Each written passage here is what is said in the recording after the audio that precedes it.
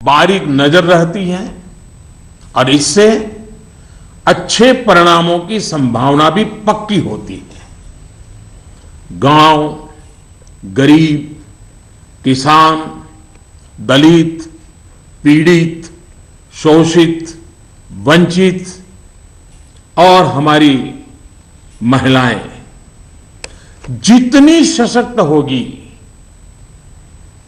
आर्थिक रूप से अपने पैरों पर खड़ी होगी, देश उतना ही मजबूत बनेगा और विकास भी उतना ही तेज होगा। सबका साथ, सबका विकास, इस ध्येय वाक्य को चरितार्थ करने के लिए नववर्ष की पूर्व संध्या पर देश के 125 करोड़ नागरिकों के लिए सरकार कुछ नई योजनाएं ला रही है। दोस्तों,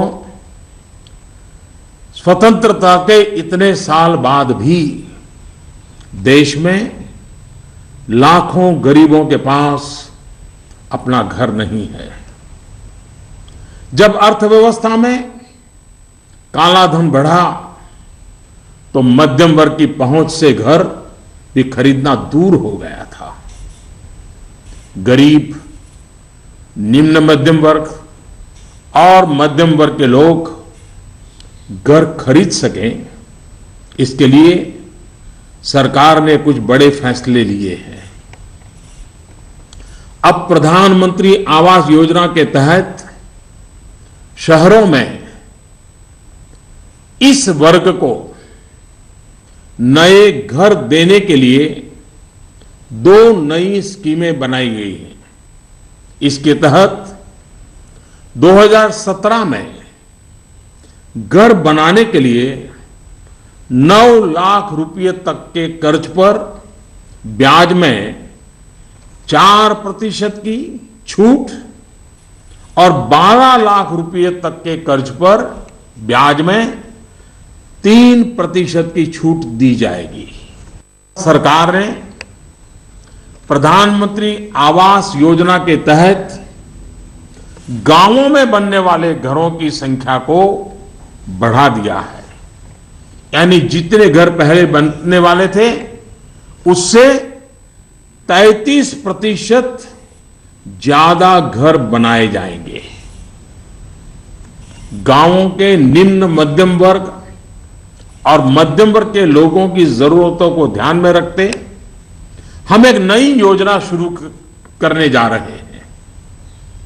2017 में गांव में रहने वाले जो लोग अपने घर का निर्माण करना चाहते हैं या पुराने घर में कोई विस्तार करना चाहते हैं, 1-2 कमरे और बनाना चाहते हैं, ऊपर एक आध नई मंजिल बनाना चाहते हैं, उन्हें 2 लाख रुपए तक के ऋण में 3% ब्याज की छूट दी जाएगी। दोस्तों, बीते दिनों चारों तरफ ऐसा वातावरण बना दिया गया था कि देश की कृषि बर्बाद हो गई है। ऐसा वातावरण बनाने वालों को मेरे देश के किसानों ने करारा जवाब दिया है। पिछले वर्ष की तुलना में इस वर्ष रबी की बुआई में 6% ज्यादा वृद्धि हुई है। फर्टिलाइजर भी 9% ज्यादा उठाया गया है। सरकार ने इस बात का लगातार ध्यान रखा कि किसानों को बीज की दिक्कत ना हो, खाद की किल्लत ना हो, कर्ज लेने में परेशानी ना आए।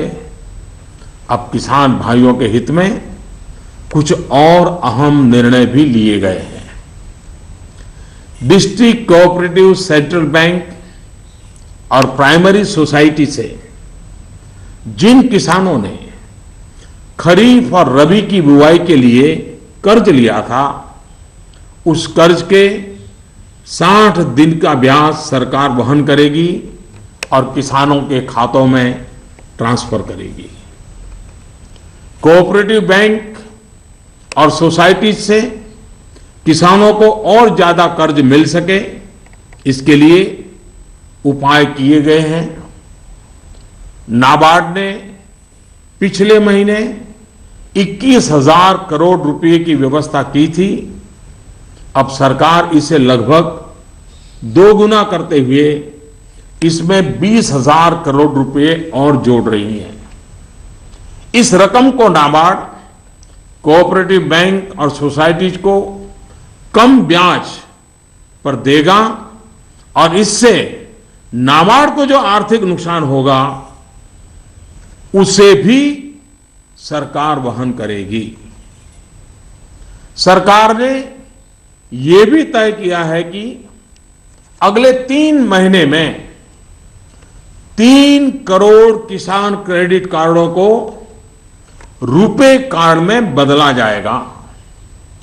किसान क्रेडिट कार्ड में एक कमी यह थी कि पैसे निकालने के लिए बैंक जाना पड़ता था।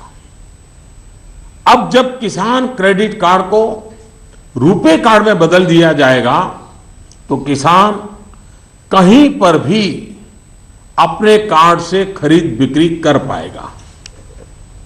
भाइयों और बहनों, जिस प्रकार देश की अर्थव्यवस्था में कृषि का महत्व है, उसी प्रकार विकास और रोजगार के लिए लघु और मध्यम उद्योग, जिसे एमएसएमई भी कहते हैं, इसका भी महत्वपूर्ण योगदान है। इस बात को ध्यान में रखते हुए सरकार ने इस क्षेत्र के लिए कुछ निर्णय लिए हैं जो रोजगार बढ़ाने में सहायक होंगे। सरकार ने तय किया है कि छोटे कारोबारियों के लिए क्रेडिट गारंटी 1 करोड़ रुपए से बढ़ाकर 2 करोड़ रुपया करेगी। भारत सरकार एक ट्रस्ट के माध्यम से बैंकों को ये गारंटी देती है कि आप छोटे व्यापारियों को लोन दीजिए, गारंटी हम लेते हैं। अब तक यह नियम था कि 1 करोड़ रुपए तक के लोन को कवर किया जाता था। अब 2 करोड़ रुपए तक का लोन क्रेडिट गारंटी से कवर होगा। एनबीएफसी यानी कि नॉन बैंकिंग फाइनेंशियल कंपनी से दिया गया लोन भी इसमें कवर होगा। सरकार के इस फैसले से छोटे दुकानदार, छोटे उद्योगों को ज्यादा कर्ज मिलेगा। गारंटी का खर्च केंद्र सरकार द्वारा वहन करने के कारण इन पर ब्याज दर भी कम होगी। सरकार ने बैंकों को यह भी कहा है कि छोटे उद्योगों के लिए कैश क्रेडिट लिमिट को 20% से बढ़ाकर 25% करें। इसके अलावा डिजिटल माध्यम से हुए ट्रांजैक्शन पर वर्किंग कैपिटल लोन 20% से बढ़ाकर 30% तक करने को कहा गया है। नवंबर में इस सेक्टर से जुड़े बहुत से लोगों ने कैश डिपॉजिट किया है।